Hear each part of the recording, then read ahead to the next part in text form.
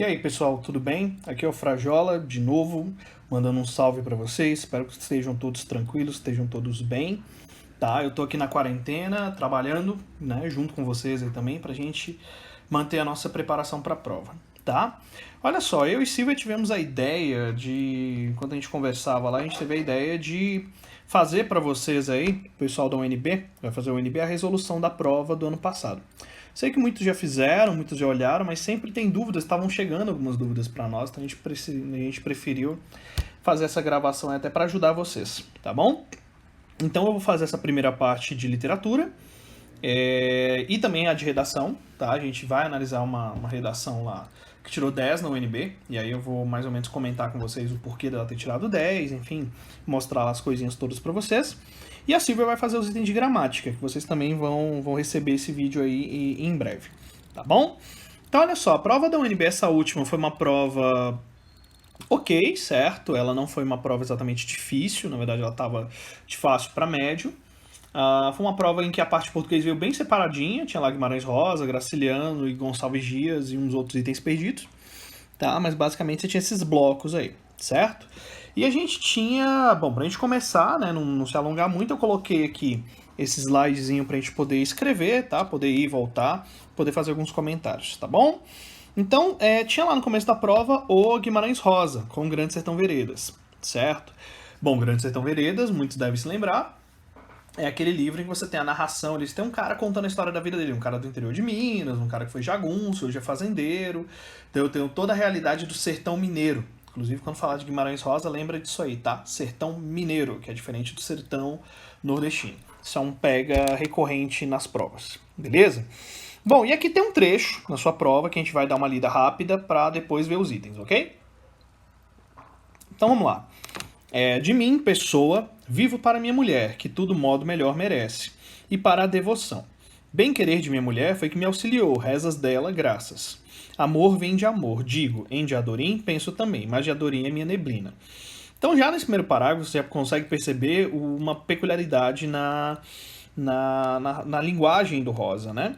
Toda vez que a gente falar do Guimarães Rosa, cara, você tem que lembrar que a linguagem dele é muito marcada por isso aqui, ó. Pela oralidade. Certo? A linguagem do Rosa é uma linguagem muito oral, tá? Então eu tenho aqui, né, a ideia da fala, né, do sertão, a fala do sertão mineiro. Tudo bem? Isso sempre é cobrado em prova de vocês também. Massa, de Adorim e eu, nós dois, a gente dava passeios. Com assim, a gente se diferenciava dos outros, porque jagunço não é muito de conversa continuada nem de amizades estreitas. Bem, eles se misturam e desmisturam, de acaso, mas cada um é feito um por si. De nós dois juntos, ninguém nada não falava. Tinha uma boa prudência. Dissesse um, caçoasse, digo, podia morrer. Se acostumavam de ver a gente parmente, que nem mais maldavam. E estávamos conversando perto do rego, bicame de velha fazenda, onde o agrião dá flor. Desse lusfus ia escurecendo.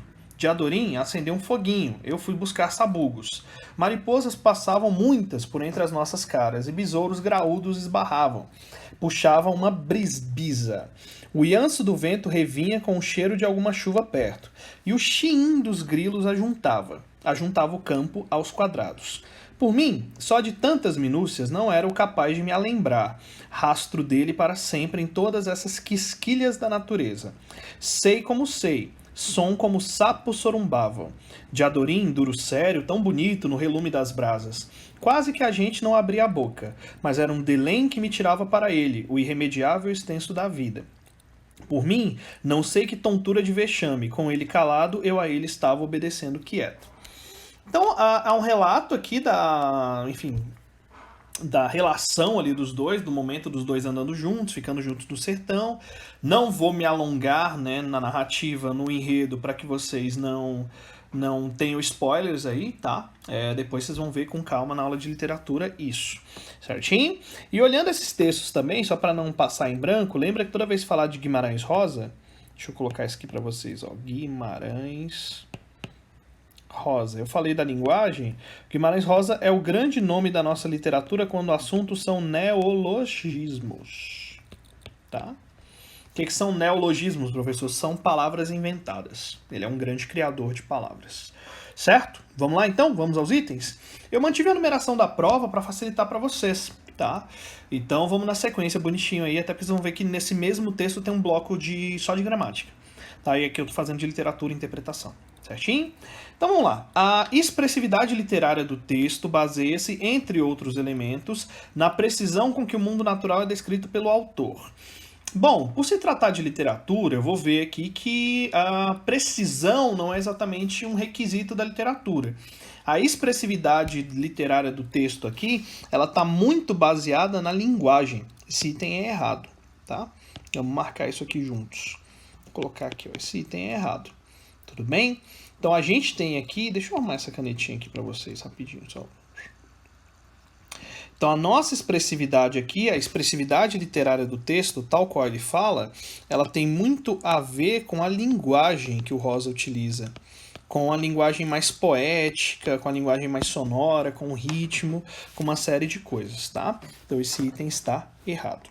Muito bem. O texto, número 27, então cuidado com essa palavra aqui, né? Precisão. Tá, isso aqui acaba não... E também basta olhar o texto para ver que não há preocupação dele em ser preciso na descrição. Há todo um lance ali mais figurado e fantasioso. O texto atesta uma característica central da obra de Guimarães Rosa, o tratamento literário dado pelo autor à oralidade popular. Correto, tá? É exatamente isso.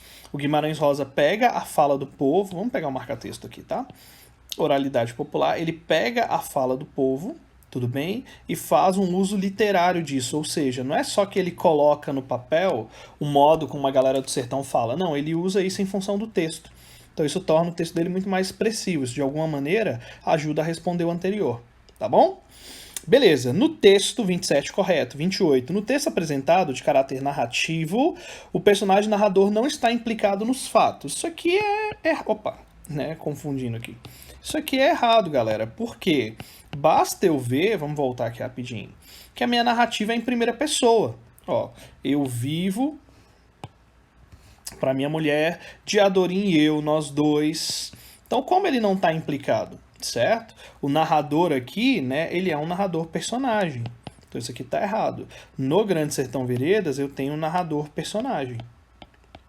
E quem conhece a história sabe que o Riobaldo, que é o narrador, tem uma relação muito próxima e muito importante com o Diadorim, que aqui está. Beleza? Tudo bem? Então o número 29 está errado aí. Número 30. O modelo narrativo escolhido por Guimarães Rosa em Grande Sertão Veredas aproxima a prosa da poesia pelo uso abundante de figuras de linguagem, como a que se observa em Diadorim é minha neblina. Isso está perfeito, corretinho. Beleza? Vamos colocar de vermelho aqui. Galera, olha só, teve uma outra prova em 2014 que caiu só Guimarães Rosa e Clarice Lispector, geração de 45. Basicamente só caiu isso, de literatura. E esse assunto entrou em cena de novo, né? Porque o Guimarães Rosa é lembrado sempre por fazer, assim como a Clarice Lispector, por fazer o que a gente chama de prosa poética.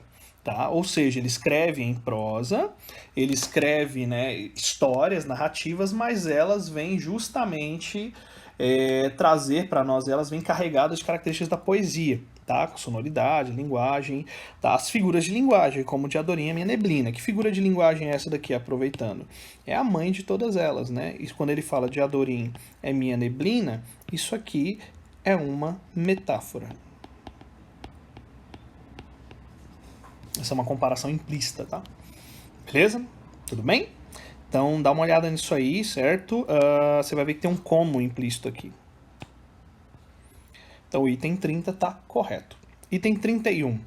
Em termos de historiografia literária, considera-se a prosa regionalista de Guimarães Rosa integrante do primeiro momento modernista, caracterizado pelo nacionalismo pitoresco. Galera, esse item está errado, ok?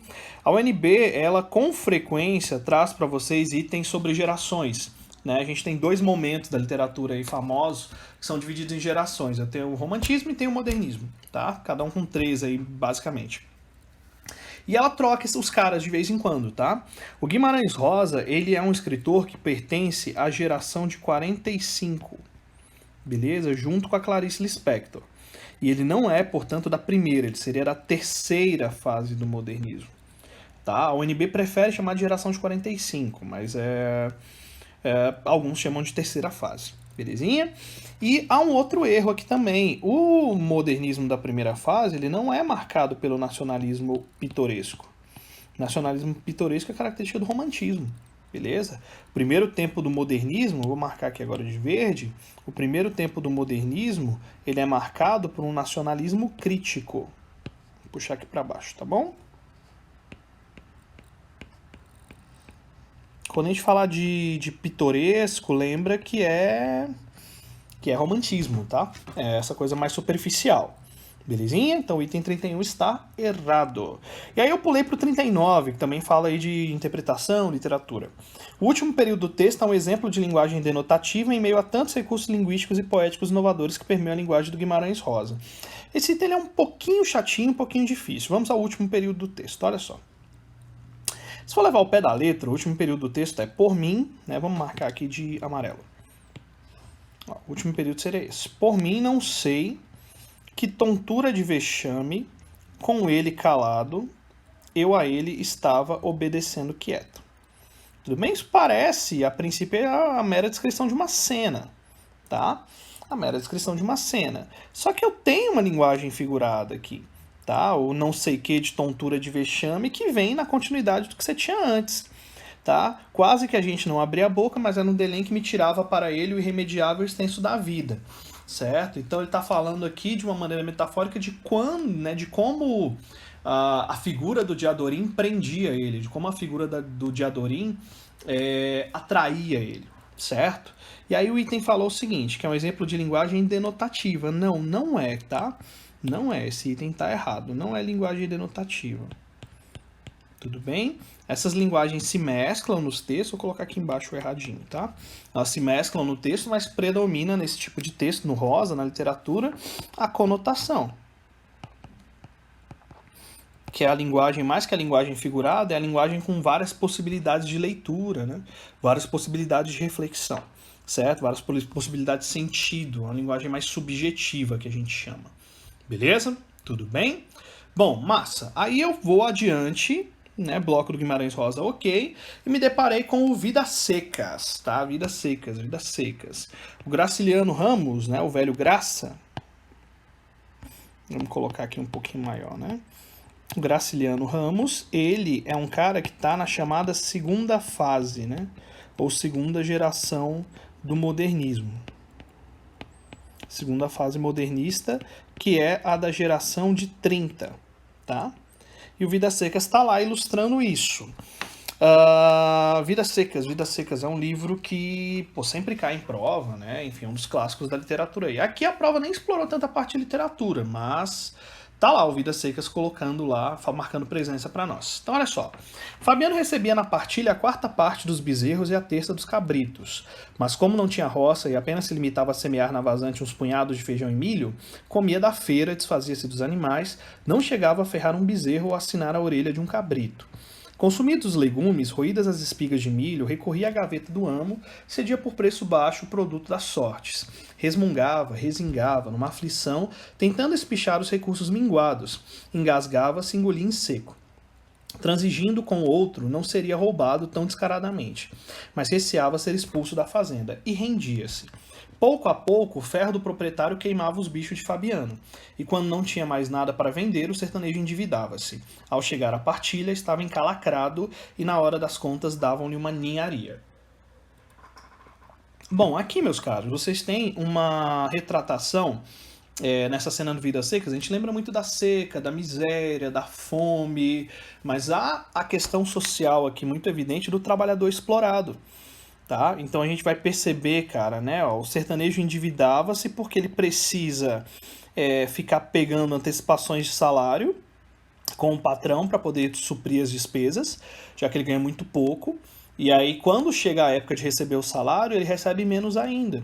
Então isso vira um círculo vicioso, ok? Então eu tenho dentro do Vidas Secas um tema que precisa sempre, toda vez que você quiser lembra que eu tô falando do tema do trabalhador, né?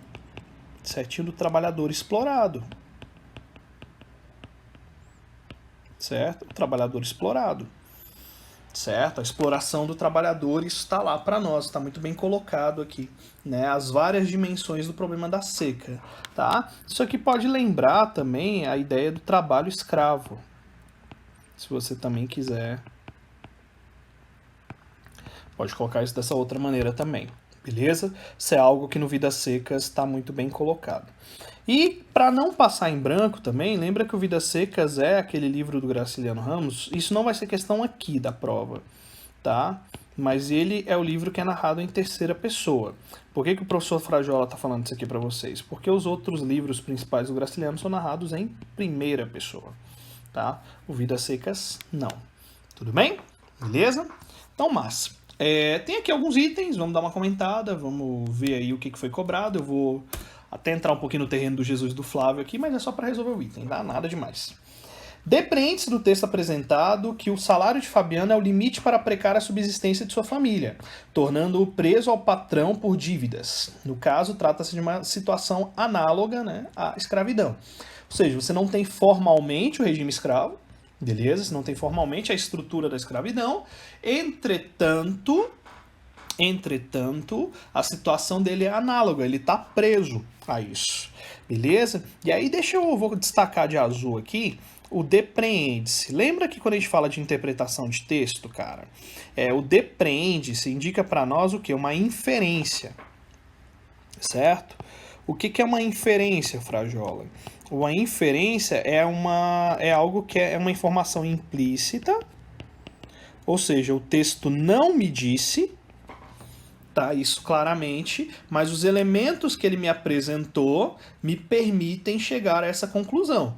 Tudo bem? Ou seja, contrastando lá, comparando, pegando o texto do Vidas Secas e colocando ali no papel, e colocando ele, né, em relação à realidade brasileira e tudo, a gente chega justamente a essa conclusão, beleza? Se vocês puderem, procurem depois um filme, tá, o item é correto, beleza? Procurem depois um filme chamado Quanto Vale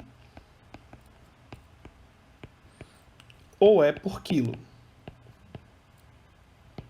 Esse filme faz uma série de críticas sociais, tá? Faz uma série de reflexões aí sobre a situação do trabalho no Brasil. E ele tem uma parte muito interessante que é fazer um paralelo entre a situação dos escravos no século XIX e a situação dos trabalhadores no século XX. Tá? Ele faz esse contraste de maneira muito interessante, inclusive usando os mesmos atores, certo? É um filme interessante que a UNB já até cobrou no passe, tá? Pra gente entender o que seria essa situação análoga à escravidão. Aí você tem a mesma coisa, a empregada que tem que pegar empréstimo com a patroa, e aí acaba criando, né, uma dívida lá que ela não vai conseguir pagar nunca, logo ela nunca vai conseguir sair daquele emprego. Tudo bem? Então é algo bem pesado. Vamos lá, item 41. A seca do sertão nordestino é considerada um problema climático, mas não social. Galera, por favor, né? Isso aí é mentira total. Nem tem como, né? Você é o famoso item piada. O UNB sempre tem o item piada, certo? Ela é considerada, né? A seca é considerada um problema climático e social. Tudo bem? Seria isso aí que a gente diria, tá? Com várias e várias dimensões. Então, fácil. 42. Situações semelhantes à de Fabiano já não existem mais na sociedade brasileira devido a políticas públicas de combate à fome e à miséria implantadas nas últimas décadas. Quem dera, né, galera? Houve políticas implantadas? Houve. Resolveram e fizeram a coisa deixar de acontecer? Não. Tá? Não, deixa o Frajola dar uma de pentelho aqui rapidão. Olha só, né? Deixa eu circular aqui, aproveitar esse enunciado para tirar uma dúvida para vocês sobre crase. Beleza? Então, olha só, por que tem essa crase aqui, situações semelhantes à de Fabiano, antes aqui da preposição de? Porque se você observar, acho que é tranquilo de ver, está implícito aqui. Eu estou escrevendo a palavra errada. Está implícito aqui a palavra situação, que é uma palavra feminina. Então, situações semelhante a alguma coisa, situações semelhantes à situação de Fabiano, então por isso tem essa crase aqui. Quando você for fazer lá na sua redação e tudo, ou se a UNB mandar um item lá para você, cuidado, tá? Porque essa crase está certinha. Devido a políticas, por que aqui não tem crase? Porque eu tenho o a, preposição, antecedendo o substantivo no plural, feminino no plural. Eu só teria crase se fosse as, que aí seria a preposição e o artigo. Beleza? E aqui tudo correto, né? Combate a alguma coisa. Fome e miséria femininos, crase nos dois. Tá? E aqui necessário a presença dos dois aí para manter o paralelismo. E agora 43, vamos lá. A política pública do governo federal de construção de cisternas nas áreas atingidas pela seca visa minimizar os efeitos da seca e propiciar melhores condições de vida para as populações sertanejas. Ok, certo? Ok, é isso. Tá, então, apesar de não ter focado tanto no vidas secas, a gente tem aqui, né, umas questões interessantes que deu para comentar. Beleza? E vale a pena também, nesses tempos aí de quarentena, dar uma olhada no livro, óbvio, certo? Mas também não esquecer do Vidas Secas filme, tá? Que compensa muito também, é um filme muito interessante. Certinho? Vamos seguir aí o nosso jogo? Vamos lá. Bom, na sequência a UNB trouxe para vocês o Leito de Folhas Verdes, do Gonçalves Dias. A UNB tem dado uma preferência pro Gonçalves Dias, tá? Primeira geração romântica. Ele tem caído, né? Quase que ano sim, ano não. Então você tem o Marabá, você tem o Leito de Folhas Verdes, já teve Juca Pirama, tem, putz, um monte de textos do Gonçalves Dias aí aparecendo, tá? Então só para não passar em branco, lembra que o Gonçalves Dias é da primeira geração romântica, tá? E lembra que a primeira geração romântica é aquela chamada de nacionalista ou indianista. Nacionalista ou indianista, certo? Bom, esse poema aqui, ele tem um título, Leito de Folhas Verdes, ele vai ter um... Vocês vão ver aqui, a gente vai dar uma lida juntos, tá? Mas vocês vão ver que ele lembra uma cantiga de amigo, eu vou falar disso com mais calma já já. Então, uma lida rapidão aqui, ó. Por que tardas, Jatir, que tanto a custo a voz do meu amor moves teus passos? Da noite a viração, movendo as folhas, já nos cimos do bosque rumoreja. Eu, sob a copa da mangueira altiva, nosso leito gentil cobri zelosa, com mimoso tapiz de folhas brandas, onde o frouxo luar brinca entre flores. Do tamarindo a flor abriu-se há pouco, já solta o bogari mais doce aroma. Como prece de amor, como estas preces, no silêncio da noite o bosque exala. Brilha a lua no céu, brilham estrelas, correm perfumes no correr da brisa, a cujo influxo mágico respira-se um quebranto de amor melhor que a vida. Essa é a primeira parte, mas deixa eu destacar só uma coisinha para vocês. Ó. Batendo o olho, vocês já conseguem ver que os versos têm mais ou menos o mesmo tamanho. E outra coisa, todas as estrofes são quadras, tá? Vocês vão ver que todas as estrofes têm o mesmo tamanho. Então eu tenho aqui 4 versos. Eu chamo isso de quarteto ou quadra. Ok? Professor, quando isso acontece, o que o poema está dizendo para mim, cara? Ele está dizendo que essa opção aqui indica uma regularidade, tá? Uma regularidade no ritmo. Uma regularidade rítmica. Tudo bem? Ou seja, uma coisa mais constante, mais harmoniosa. Belezinha? Agora deixa eu ver se vocês sacaram o seguinte aqui, ó.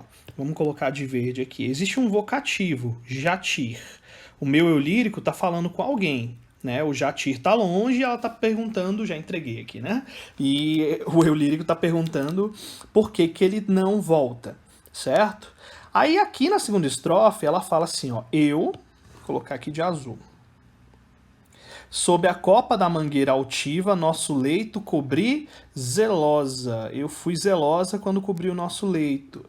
Então o que eu vejo aqui, meninada? Que eu tenho aqui no poema um eu lírico. Deixa eu puxar uma setinha para cá. Tá? Eu tenho um eu lírico, que é um eu lírico feminino. Mas o meu eu lírico é um eu lírico feminino. E aí eu vou ver, cara, né, que há uma semelhança nesse poema com as chamadas cantigas medievais. Mais especificamente, deixa eu marcar meu eu lírico aqui. Certo? Mais especificamente com a cantiga de amigo. tá? Esse poema é uma adaptação de uma cantiga de amigo, certo? Ele é uma cantiga de amigo.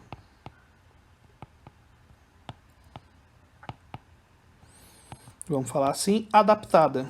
Adaptada por quê? Porque lá na cantiga de amigo medieval, eu tinha o eu lírico feminino, confere, e eu tinha o amado distante. No caso aqui, o nosso Jatir, né? Só que lá, esse nosso amado era um guerreiro medieval. Aqui é um índio, certo? O Jatir é um índio. Então o Gonçalves Dias, nesse projeto dele aí de nacionalismo, de valorização da pátria, ele pega a tradição europeia e a adapta aos padrões brasileiros. Isso é muito legal mesmo que ele faça isso. Tudo bem? Então a gente tem, porque não faria muito sentido escrever aqui no Brasil uma história de uma camponesa esperando um cavaleiro que foi para as cruzadas. Isso ficaria meio estranho, tá? Então agora eu tenho o índio, ou a Índia, né? Nosso eu lírico feminino, lamentando, ou enfim, né? Esperando o seu amado. Bom, beleza. Seguindo aqui, ó. A flor que desabrocha ao romper d'alva, um só giro do sol não mais vegeta. Eu sou aquela flor que espero ainda doce raio do sol que me dê vida. Então aqui, ó, uma palavrinha importante, cantiga de amigo, espero, né? Que tá esperando que a pessoa não chegou. Sejam vales ou montes, lago ou terra, onde quer que tu vás, ou dia ou noite, vai seguindo após ti meu pensamento. Outro amor nunca tive, és meu, sou tua. Ora, se você tinha dúvida, meu caro, tá aqui, né? Eu lírico feminino, de novo. Certo? A gente já tinha falado isso, né? Lembra que o eu lírico é quem fala no poema, tá? E curiosamente, acho que das últimas duas vezes que caiu Gonçalves Dias foram dois eu líricos femininos, né? Marabá e o Leito de Folhas Verdes agora. Meus olhos, outros olhos nunca viram, não sentiram meus lábios, outros lábios, nem outras mãos, Jatir, que não as tuas. A arazóia na cinta me apertaram. O Jatir tá aqui de novo, certo? Ele é o vocativo, certo? É com ela tá falando com alguém, ele é o interlocutor dela. Do tamarindo, a flor jaz entreaberta, já solta o bogari mais doce aroma. Também meu coração, como estas flores, melhor perfume ao pé da noite exala. Não me escutas, Jatir, ouve, mulher, nem tardo acodes a voz do meu amor, que em vão te chama? Tupã, lá rompe o sol, do leito inútil a brisa da manhã sacuda as folhas. Então, ó, isso aqui é uma referência interessante também, né? Beleza? Por quê? Porque traz para nós a questão da cultura, né? Da cultura indígena. Certo? Ou seja, quando eu falei que era uma cantiga de amigo adaptada, é nesse sentido. Certinho? Então, o que você tem aqui? Você tem ela falando enquanto aguarda, é como se ela estivesse preparando o leito, por isso o título do poema, o leito de folhas na floresta, índio, né? Para o Jatir que está distante, tá? E que ainda não chegou, certo? Então você tem aqui, eu poderia dizer aqui que você tem uma saudade, né? A gente pode falar quase de uma saudade do amado. Saudade do amado. Que na cantiga medieval é o amigo, né? Lembra que amigo é o amante. Beleza? Bom, vamos aos itens aí, nesse nosso bloco final. Item 44. O texto do poema é estruturado com menções a movimentos da natureza que evidenciam a passagem do tempo. Perfeitamente. Ela está a noite toda esperando ele, certo? Então vamos voltar lá na primeira página, ó. A gente tem aqui, ó, na quarta estrofe. Brilha a lua no céu, noite. Brilham estrelas, noite. Fora aqui, ó, a flor abriu-se há pouco e tudo. Talvez começou até antes. E aí eu venho aqui, né? Lá rompe o sol. Então, à noite, eu tenho a passagem do tempo colocada aqui por meio da natureza, né? Indicada para nós por meio da natureza, de movimentos da natureza. Isso está perfeitinho. Só olhar no poema tá fácil. Eu destaquei 2 aqui para ser rápido, mas você pode ver outros lá. No poema, o eu lírico encontra-se em estado de solidão e está rodeado de elementos da natureza. O eu lírico é a nossa Índia. A gente não sabe qual o nome dela, tá? Mas o eu lírico é ela, né? Eu coloquei o eu lírico lá de azul, então vamos colocar aqui, né? O eu lírico está só. Por isso a ideia de saudade mesmo, tudo bem? Né? O eu lírico está à espera, né? Ele está com saudade. porque o amado está distante. Ok? Então o item 45 também está correto. Item 46. Os recursos poéticos utilizados na construção do poema exprimem, em primeiro plano, a subjetividade do interlocutor do eu lírico. Olha, tava tudo lindo aqui. Porque, pô, romantismo e subjetividade, ok, certo? Tá? Só que qual é o problema desse item aqui? Cara, o problema está na palavra interlocutor, jovens. Quem é o interlocutor, meus caros? O interlocutor é o receptor, certo? É a pessoa com quem eu falo, né? O interlocutor é o tu, é o você. No caso do poema, ele é o jatir. O problema, meus queridos, é que o jatir não fala, né? A expressividade ou a subjetividade que eu tenho aqui é a do eu lírico, não a do vocativo dele, tá? O jatir aqui é apenas um vocativo. Isso lembra a lira da Marília de Dirceu, tá?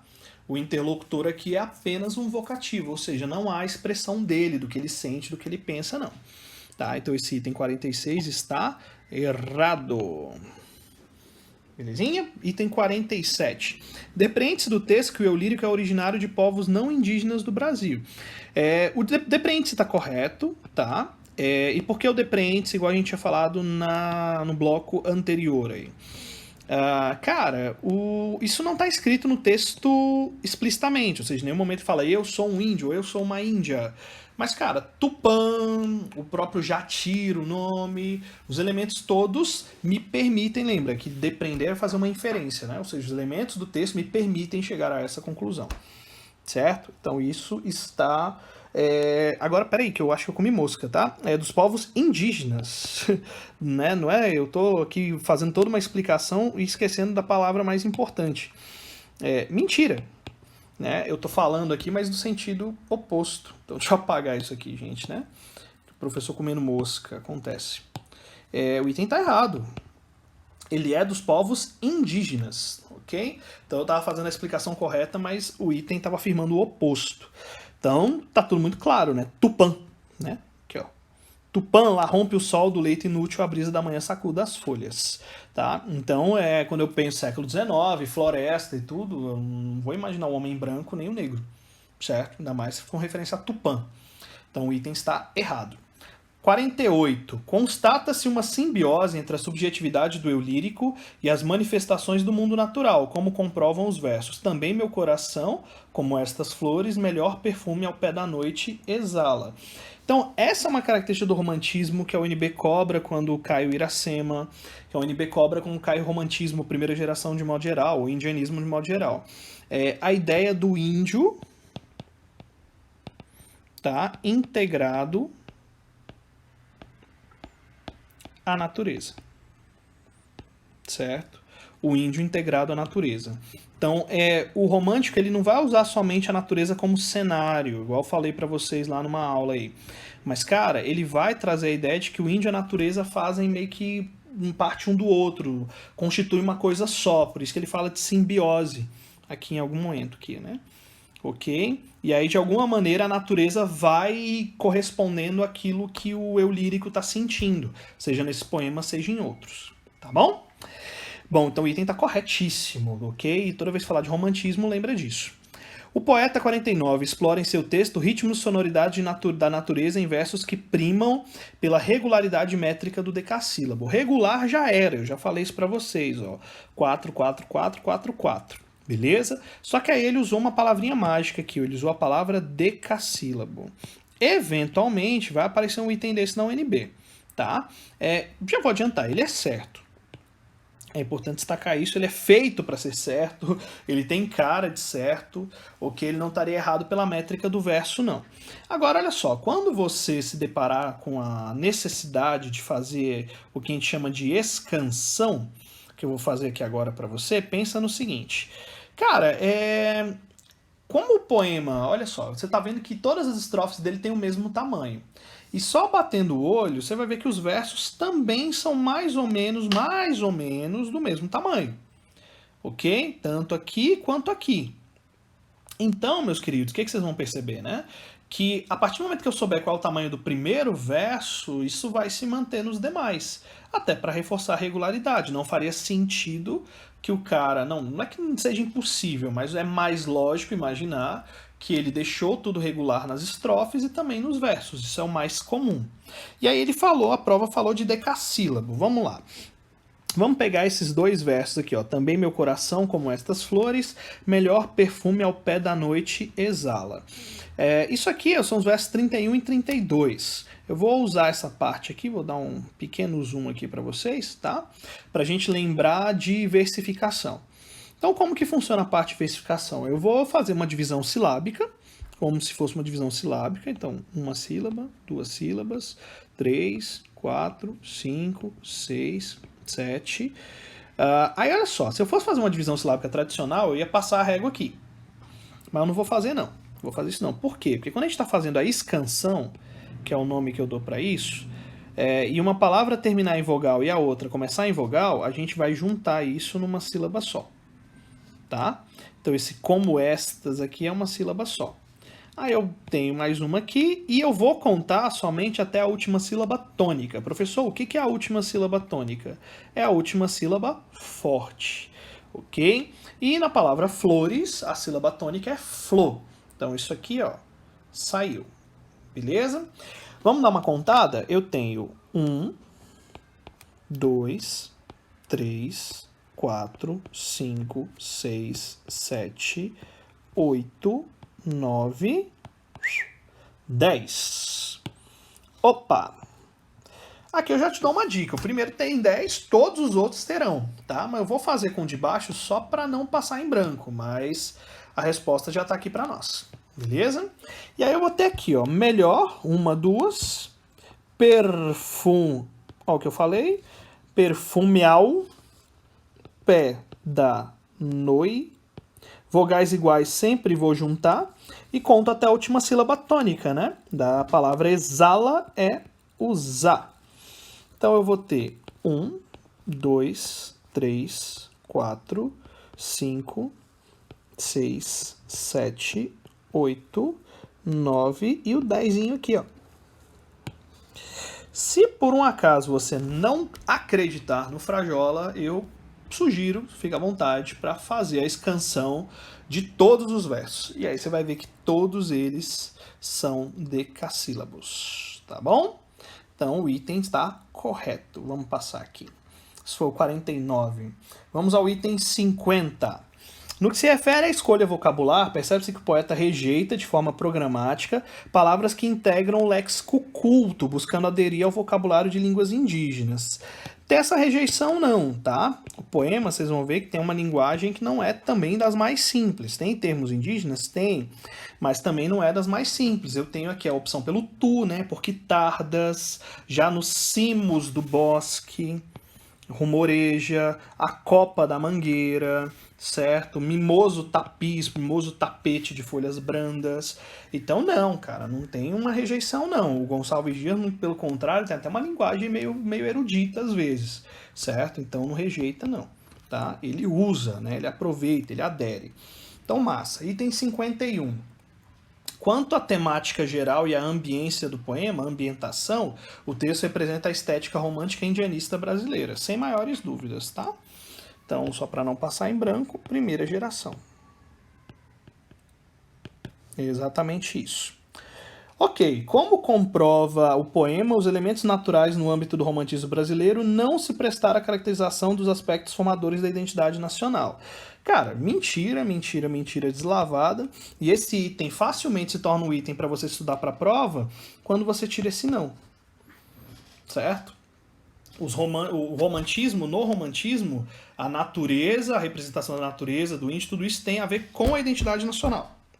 Certo? Tudo isso é pensado para a identidade nacional. Ok? Beleza? Então aqui fica essa primeira parte para vocês, a parte de literatura da prova de 2019. Espero que tenha ajudado aí, que ajude, né, a tirar dúvidas. E estamos aqui, estamos na área, beleza? Né? Isso aí eu vou passar para vocês depois. E vocês vão pegar a parte de redação, a parte da Silvia, vai ficar massa. Beleza? Grande beijo e até bem breve, senhores. Assim eu espero. Um abraço.